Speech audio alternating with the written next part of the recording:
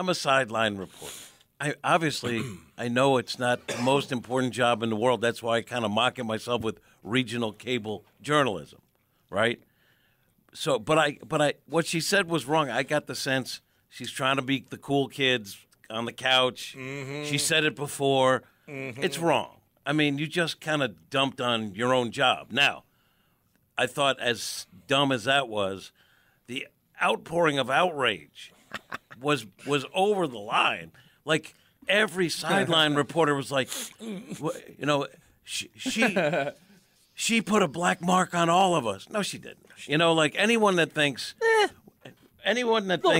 I disagree. Like, you know what she did? She mocked her own job, which you shouldn't do, right? Because it tells your bosses, I'm too cool for this. Yeah. I'm too cool for this. Yeah. Right? But if anyone thinks that what she said will impact how sideline report. No, it does. It's her stepping in it, and it's not going to do anything. And by the way, what we do, I do think it's a part of the broadcast. It's a solid part, but it's not a big like. What we do is not vitally important to the well-being of America. Yeah, like I get that. Well, it's white privilege is what that is. Well, it became racial. Who? You know, white like privilege. And I'll be honest, like. With my job, I mock myself. I know what, but I actually record everything on my phone, everything. And if I'm going to quote a player, I listen and I write the exact quote down because I kind of feel like that's my responsibility. Like I'm not trying to. I don't care what she said, but I'm just telling the way I do it. Like I actually write it down because I think even words are important, and you misquote someone. Even slightly. Oh, yeah. You know, like they talk to you, you should get it right. Yeah. And that doesn't mean I don't make mistakes. But they're not going to trust you if you. But that part I take seriously is if I'm quoting someone, it's going to be an exact quote. Now, Cole is mocking me because it's. Hey, Charissa, you should be more like Jim, okay? No, that's what Cole does. He doesn't put out anything. That. Like he just picks at things. So I'm just telling you. I think what she said was stupid and wrong, but it's not a big deal. And all these people coming out of the woodwork, like right? Oh God! It didn't impact journalism. Okay, no. Just because you're not network doesn't mean you should have her job. Like it was too much. You don't think it kind of impacts journalism when both Charissa and Aaron Andrews said they did this? Aaron Andrews said it too? No. Well, apparently this started. They have their own podcast. I don't know what it's called. Is that what it's called? Calm down. Apparently this happened. They talked about it a couple years ago, maybe last year, but nobody ran with it. It got a little bit of buzz. But not like this. Not to this level. I didn't hear about that. Well, and then you were like calling someone out because it was old and they should have known it. No, it became a thing. It kind of fed on itself for a while. No, because he said...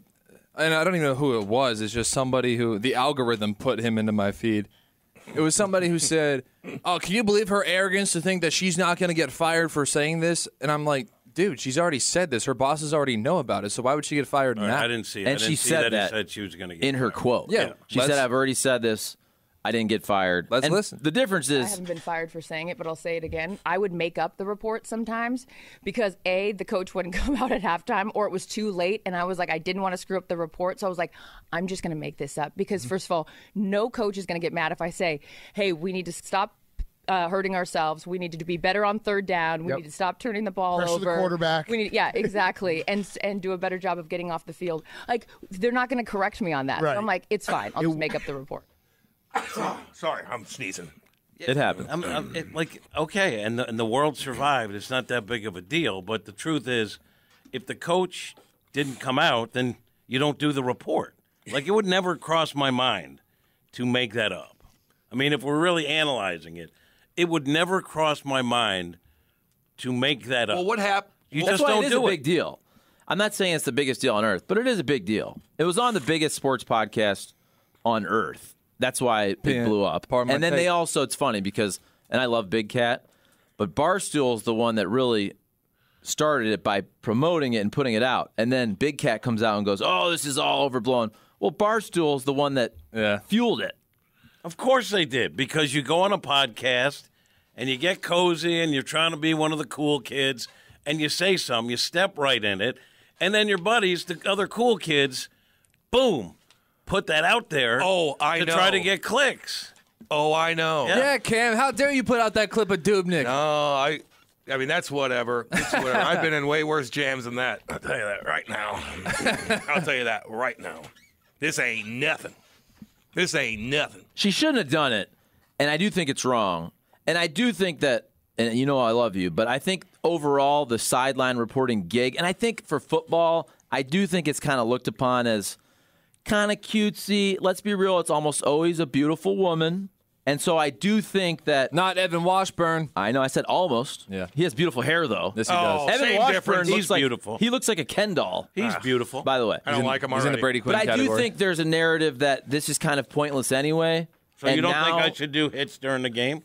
No, I said I think there's a narrative that this is already kind of cutesy, and then to throw on the top of it that two of the biggest ones were making things up sometimes. It's not a good look. Let me ask you this, because some of them are really, some of the sideline for NFL we're talking about, give you good information. You know, like I think baseball too, like Rosenthal throwing stuff in there, whatever. You could say, what's the difference between getting it from someone else or having the play-by-play guy or the color guy? It's the same thing. It's just kind of making it a bigger stage. I agree. And some people are great, but sometimes it's just window dressing is what I'm saying. 100%. I mean, who's really watching that? Like, teach me something. Listen, Charissa, teach me. I'm waiting. No one is going to call me window dressing. There it is. There we go. There it is. Stand up for There's some yourself, women Cat. out There there. we There's go. some women at the nursing home that probably say, "Look at that Jimmy the Cat Hayes, baby." Oh, look at him. Look at him. I mean, is it okay? Is it okay that I acknowledge that 90% of sideline reporters are beautiful women, or should I not say that? No. Why would you not? Why would you not say that? You shouldn't say that because it's more than 90%. I think Charlie is sexist. That could. And on my podcast, it's called Calling Out Everyone.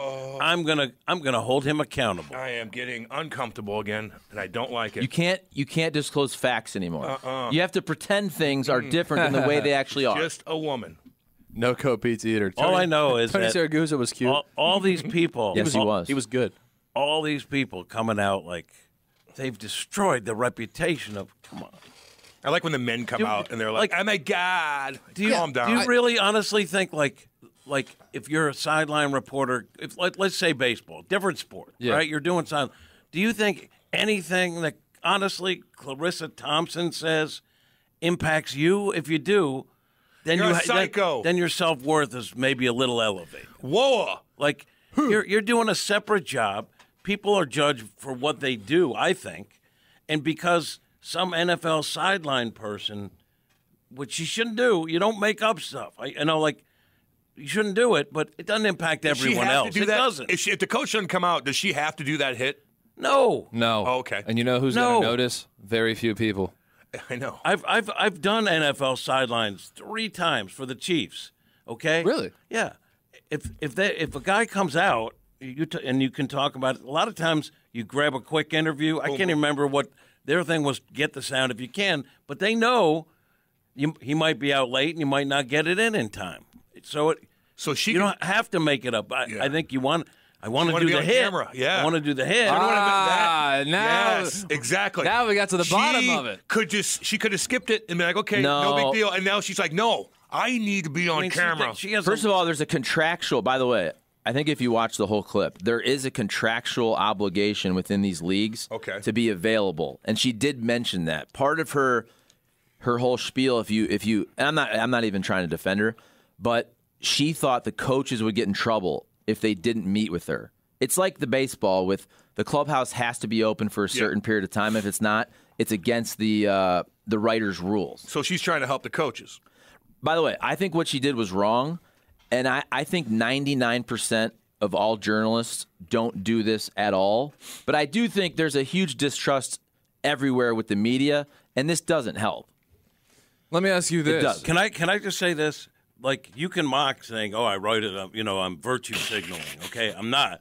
You get the meaning wrong of what someone said, okay, even if it's unintentional. Players hear that. A family member. Oh, yeah. One thing you guys, people watch the games. I know you're too cool to do that, but words matter. I'm too cool to watch baseball. Yeah, and so you'll hear if you get something wrong, or even if you get it right. So, hey, my wife said you said this about me. So you got to be, I didn't. Here's what I said. I actually have the notes from it. Like, words matter. And even if you get a couple of words wrong and it could change the meaning, you might hear about it. And then the player's ticked at you for doing something. You don't trust you. You didn't, yeah. So I do think that it's important. And here's the other thing. I just thought of this.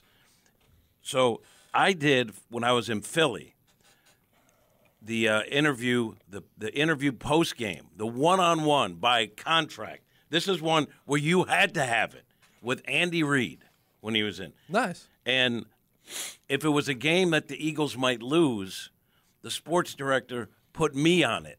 I was the third guy. I was the lowest level. He would assign it to me because after a loss, you are not going to get anything from Andy Reid in our little one-on-one. And so it was almost throwing you to the wolves. Yeah. Yeah. And I realized my questions better be long because the answers are going to be short, and that's one where they needed at least a minute and a half, where you couldn't say, yeah, I didn't get anything. He was yes or no. That was on me. So I had to put hamburger helper in the questions to add a little length to it. Did he give you a hamburger helper joke about Andy Reid? Okay, I'll give it to you. It really wasn't a joke. I was kind of stretching. He likes cheeseburgers. He's a cheeseburger guy, isn't he? That happened. We had that contract because home of the Rams with all the coaches, but Spags, Fisher, they lose. They always lost. They've already done. They've already done their post game. You've heard every answer to every question for 15 minutes.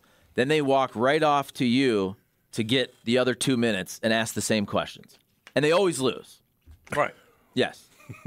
And that's one that's a contractual obligation. Oh, but no, we did it every game, on the road, home. But your sports director, Martin, would say, all right, did you get Oh, you had to. Yeah, you had to. But as a sideline, if they're like, Coach wasn't out there, it's not like there's a segment set up for you. They just don't throw it to you. Or you could. So don't make it up. But that segment is always built in. Like that segment coming out of halftime is always built. Like, sometimes. You know this. No, for football, there's a couple times that that sideline reporter at the beginning, they get a hit, injuries, but like that hit coming out of halftime to basically say, what did the coaches say? That's one of the blocks of the broadcast. It used to be on camera. That is always, but that's used always to be on camera. Now it could be injuries or whatever. For coming out of halftime? Yeah. Now I just hear them kind of recap what the coach told them. What, Buck and Aikman can't replace that with 30 seconds of analysis on something else? I didn't say that. I'm saying when they block out the game, I'm telling you, that coming out of halftime hit by the sideline reporter, that's something that is always blocked in. She's going to teach you something, Cole. I guarantee if and I've done it. We got to work hard and find their inner grit. When I played, and all this coaches. If you go, he no-showed me. They'll say, then talk about injuries. Yeah. Or just make. I'm sure you don't have to make up what the coach said. Yeah, you can just be That's like, all I'm saying. The coach didn't. I wasn't able to talk to the coach, but if I did, I'm sure he would say this. No, you don't do that. You don't speculate. That's even worse. Here's what you say. You ignore it, and then you go, "Here's your injury update." I talked to the trainer. This guy, blah, blah, and you fill whatever slot you have to fill. You don't make something up. Yeah. Well, is she getting fired? No, I don't think so. Okay. She doesn't do it anymore either. She's a host now. Part of if you listen to the whole thing. She said she really dislikes sideline reporting because of things like this. Yeah. She also said would, and I didn't hear the full clip, so I don't know. But it sounded like she made it sound like something that she used to do, and that she was telling on her younger self. I don't think if she was actively doing this, I don't think she would even bother mentioning that, even as like some sort of funny story. Like, hey, guess what? Man, blowing up pretty good. Deplorable. I assume disgusting. Deplorable. I think of Hillary Clinton. I saw one girl. I think she is. I think this is correct. The Angels sideline reporter, whatever. Her name is Erica. She used to be Erica. You know who I'm talking about? She used to be with Bally's Midwest. She worked here. The job before. Go ahead and kill her, though. What'd she say? Go ahead and kill her. I believe she's the one who had the tweet saying like 2 steps forward for 1 million steps back, and a little bit ambiguous, but took it as some sort of implication that Charissa Thompson was setting back women in the sports media space. I get that, though. There's something to that. But in that job, listen, as you said, was at least 90% female anyway. Well, females can be really good at their job. Yeah. Really? Yes. Good for you, Charlie. Thank you. Thank you, God guys. almighty. Am I wrong? I'm sorry, guys. Hey, can't Dave Zobrist? No. Dave Zobrist, hey, Dave, if you want to have a meeting for me acknowledging that 90% of sideline reporters are attractive women, I'm sorry for acknowledging that. No, I think the mocking, I mean, again, And I'm sorry for saying I it's think more the than 90%. exact mocking when you said women can be good at their jobs, that's where had nothing to do with the other stuff, right? Am I right, No, Cam? my question. Can be good That at wasn't that. mocking. That was literally responding to Cole's comment. I didn't see. Dude, there are a lot of women Right. that are really good and grind. And let's be real about this, because I've worked with some women like this. This is 100% true, by the way. There's a lot of women who don't get those jobs because they don't look like some of those women. That's 100,000% true. I believe it. I've worked with women like that. I'm telling you, that's a thing. Yeah. I believe no that. one I said agree. it. I don't dispute that at all. And by the way, Erica Weston she's an attractive woman, but she's very good at her job. She's good what she does. Okay, but I did see that tweet, and I thought it was a little much. Thank you. I was just was a little much. I was just contesting the implication, and maybe I misinterpreted it because, like I said, it was a bit ambiguous. She wasn't very explicit with it. I was contesting the implication that somehow Charissa Thompson was setting back women in sideline reporting because, as we've well established in this segment, women dominate that, and they're going to continue dominating that. I agree. And like I've said, what one person does, just do your own thing. I don't think you're judged by what someone else does. I just don't buy into it. She'll have that cloud hanging over her head for a long time. Anytime she does anything, if she messes up one time, well, you just made it up. Like, This is it's gonna content be for- stuck by her for a long time. This is going to be content for her, though, because I guarantee you she addresses it on her podcast, and then that's going to blow up. Yeah, no, I know, but then. But it's a bad look. It's a bad It look. is a bad People aren't look. going to take it seriously. So we all agree on this. If you're someone famous, don't go on a podcast or a YouTube channel. Yeah. I know. Well, I Hide. no, Unless you want interesting things. Like, this is interesting. Yeah. The reason this is something we're talking about, Charissa Thompson, for 30 minutes, is because it's very, very interesting. I'm glad she said it.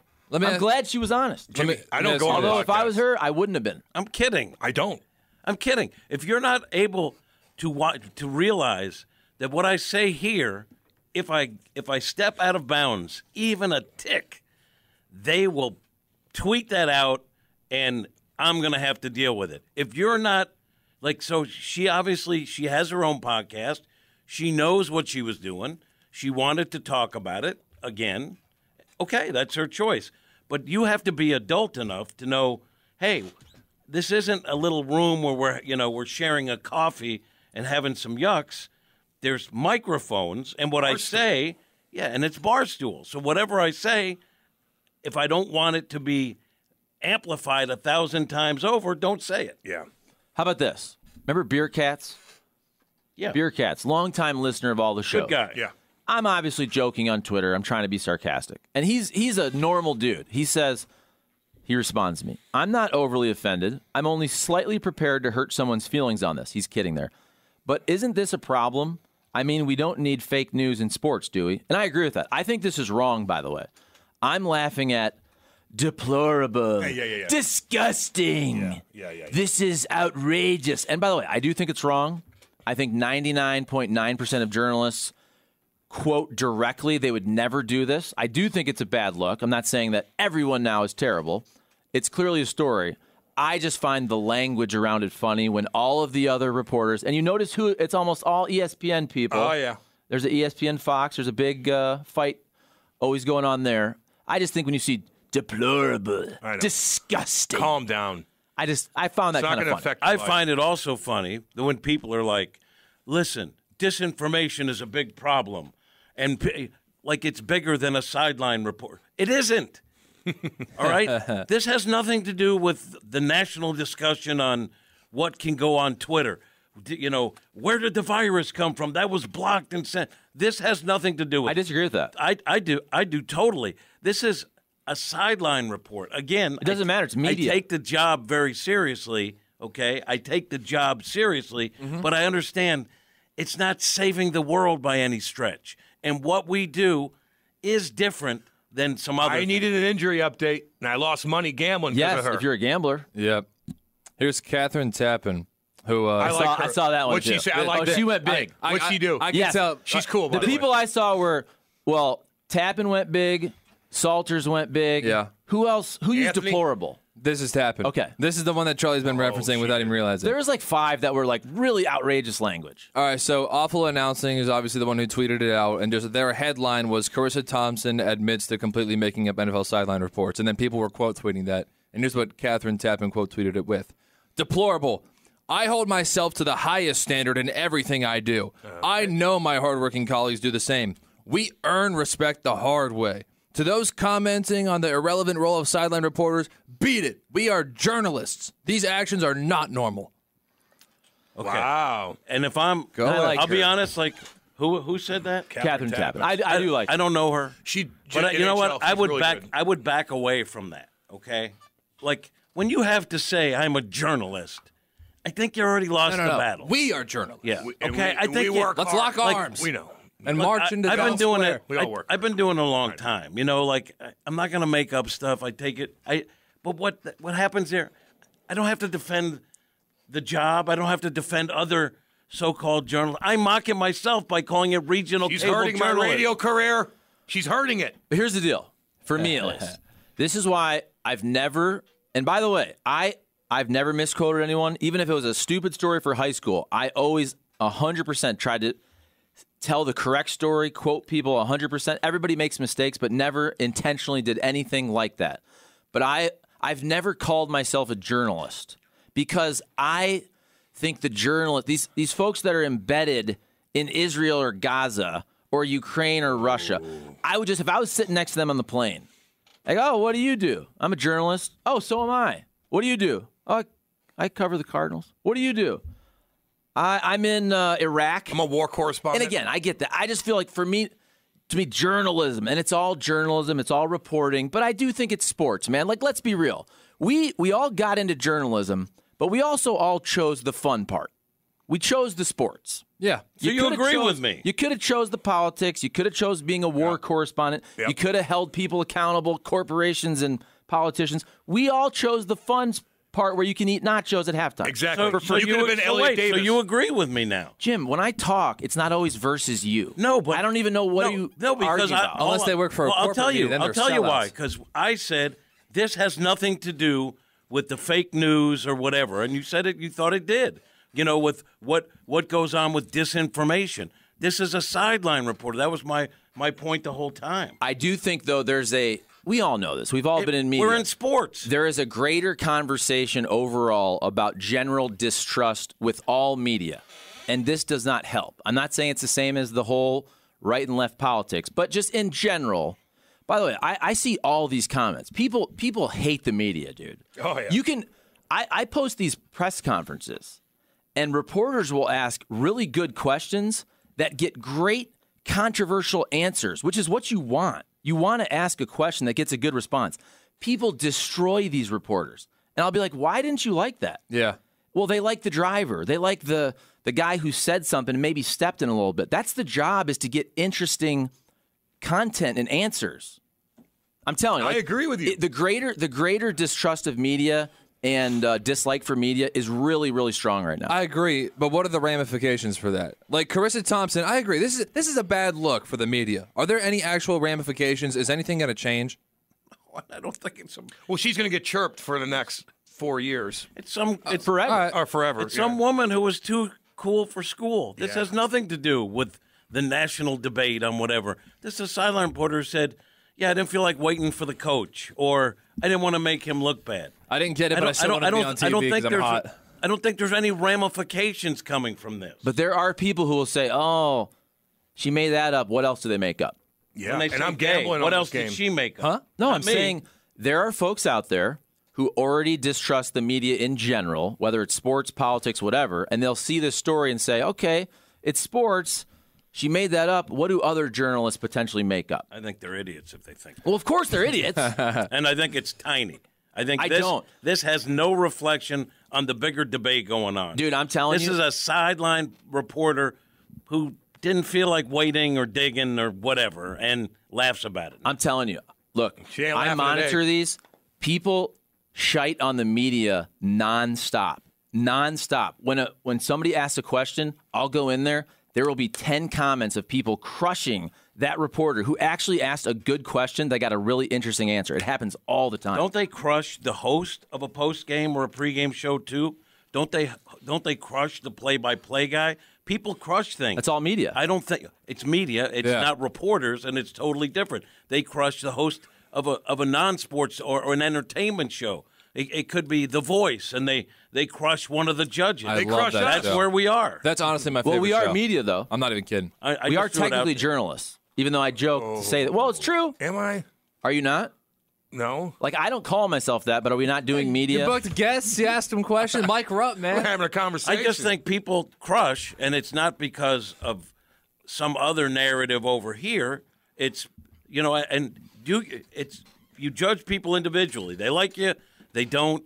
I think she made a mistake saying it. I think it does put a smudge on her reputation. She'll be fine, I think, though.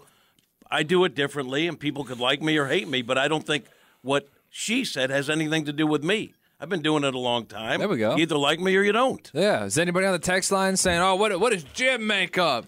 I'm making everything up. I don't Any even more care than you anymore. usually do? I'm gonna be Aaron just like her. Andrews was also You had a on hilarious tweet yesterday. Aside from your bad joke this morning, you had a hilarious joke yesterday talking about that you only report what the Cardinals tell you to report. I laughed out That loud. was a response to Charles. Yeah. Was it a top tweet? It should have been because it was hilarious. Whoa! It's almost like the sideline eye candy wasn't actually hired for their knowledge in football and journalistic integrity. Who knew? Microbiologist Jack.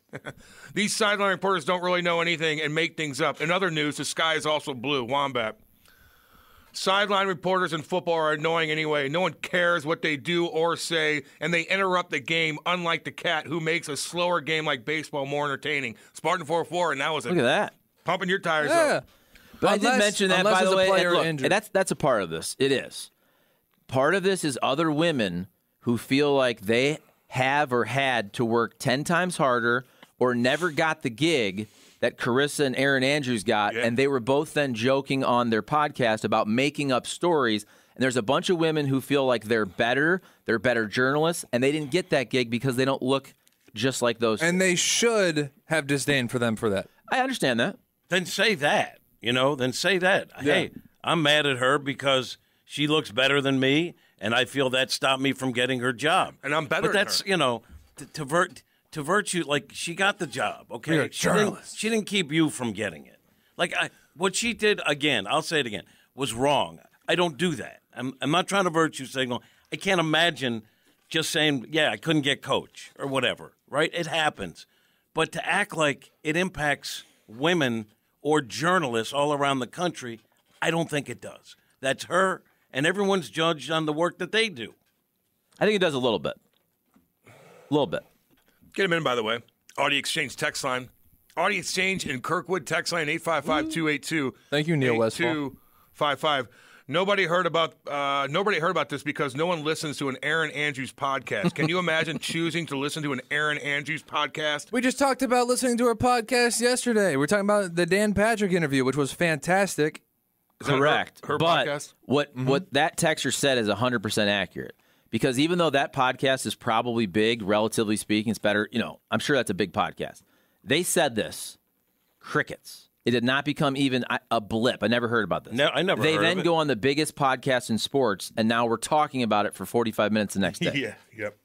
It's like when Jim Hayes said Mozeliak and DeWitt are embarrassed about losing 91 games when they still had 3 million fans through the turnstiles. It's exactly the same. Exact same thing, trio. Well, You here's set the industry back. I've impacted journalism around the globe. Yeah. here's also the difference is that I don't think whoever runs the social media for the Calm Down podcast clipped that off when they said it, but Barstool did. Of course, because they're smart. Yeah. Because they knew this would happen. Of course. And then you pretend like Cam did with Dubnik. Exactly. Whoa, Whoa. I didn't. Hey. If you're I didn't do Charissa, anything. is there any part of you that feels like that was kind of slimy of them to just throw you to the wolves like that, even though you did say it? No. No, that's what you said. I know. She was. I know. They didn't. I didn't listen to the whole thing, but she was pretty comfortable talking about it. Well, think about it, dude. But they did. This is, you and I kind of disagree on this. They did specifically clip just that 40 seconds off. Yeah. So clearly they knew this was going to be. To be honest, do you think she's that entertaining? Like, there's probably the only clip that's going to do anything anyway. Like, what's she breaking down? Because she's a woman, she can't be entertaining? No, but I still don't think she. Well, maybe. Well, just general storytelling. And I didn't listen to it, so I don't know. I'm just speculating. But Cam. We're all speculating. Yeah, because none of us saw the full podcast. I know. But it's Cam, boring. I know that you tell Brody or whatever his name is, no offense, to edit out stuff out of a podcast without even asking the talent that you just interviewed. You don't say, like, hey, man, do you want us to edit that? You might just go to Brody and say, hey, that stuff that he just said, clip it out because that's going to make him look bad. Yeah, that happens quite a bit. But if you think that Charissa shouldn't be upset with Barstool for doing that to her, then why do you do that for the players? Because what I'm clipping off is really going to get him in a jam, and I don't think that they know they're saying it. She knows exactly what she was saying. She said it before. Yeah. That's why. And she was proud. You want to listen to the raw audio of Tony Twist? Yes. Do you? Yes. And you want to see? Yes, I do also. You want to see yes, what I do also. Edit? Yeah, we all do, actually. Yes. Edit. Bring it in. Edit. Please bring it in. My God. We'll play it. Because you told. My God. But she had said, she was kind of like pointing out that I've said this before and wasn't fired, right? So she was comfortable. So no one's gonna cut that part out. You know. Yeah. And then of course you're thinking, what do we have that's juicy that's going to get retweeted? And not to mention, dude, Andy and I are different. A lot of podcasts don't edit that out, dude. They're just like, whatever you said, we're clipping it off, blah, blah, blah. Like, Andy, we're like, Milk Boys wouldn't be editing that out. Not too many podcasts do that. Give you the benefit of the doubt. Actually. They do? There is a big, controversy. What? You remember hearing about this? Oh, what? Andrew Schultz. Andrew Schultz. They didn't release the episode. Well, because they thought it was so bad a look for both of them. Then they realized, if we actually spin it as a feud, we can make more off of it. And they release it months later, and it's very interesting because of the awkwardness. Well, okay, so that was like a little bit older when he was looking at what's his name, Griney or something? Steiny, who's just. But the awkwardness was actually super interesting. I thought the way they went at each other in a combative way was by far the most interesting thing of the entire podcast. Yeah, I can't stand that kid for some reason. But he does it on purpose. I know. I don't care if you're doing it on purpose. That's you or whatever. I don't like him. But first of all, I probably wouldn't like him either, but he agitates on purpose to get the good content out. I like when... like Andrew Tate. Dude, he's kind of chirping Andrew Tate. And Andrew Tate starts bullying him. It was hilarious. Oh, yeah, and then he did... and stole his girl. Sean Strickland went on there and bashed that little dude. Bashed him.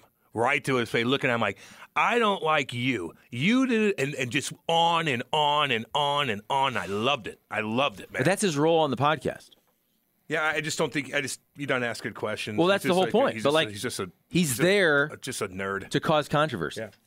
Yeah, and it works. And I would like to thank Charissa Thompson for giving us a good topic to start the show off. We got an hour. I think it was good. Charlie and I got a little sideways. It's always good to have a little friction. A little friction, baby. A little friction. Controversy. We had a little friction, you and me, early. I think we're past that now. But then you started the day kind of cranky. A little bit. A little bit. It's all good. You're good now. I can see you're good now. You're good now.